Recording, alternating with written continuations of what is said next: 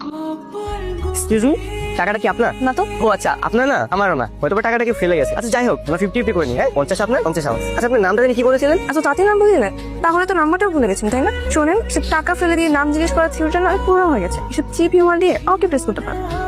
শোন, এই জুতোগুলোকে লুকিয়ে রাখতে হবে, আর তুই দাঁড়িয়ে দাঁড়িয়ে পাহাড় দিবি। কেন লুকাবো? তুমি কি চুরি করেছো?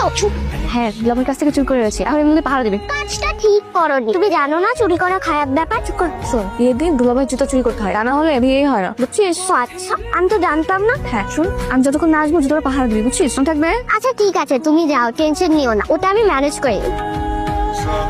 এই যে কিউটি পাই, তুমি এখানে একা একা কি করছো? জুতো ভাড়া দিচ্ছি দুলা ভাইয়ের। তোমাকে কি জুতো ভাড়া দিতে বলেছে? টিমাপি জুতো চুরি করে এনেছে আর বলেছে জুতোগুলো যেন আমি পাহারা দিই। 100 টাকা নাও, চকলেট কিনে বাইরে ঘোরাঘুরি করো, ঠিক আছে? আর তোমার জুতোগুলো আমি পাহারা দিচ্ছি। ঠিক আছে, কিন্তু শুনো, ভালো করে পাহারা দিবে। হ্যাঁ হ্যাঁ, যাও।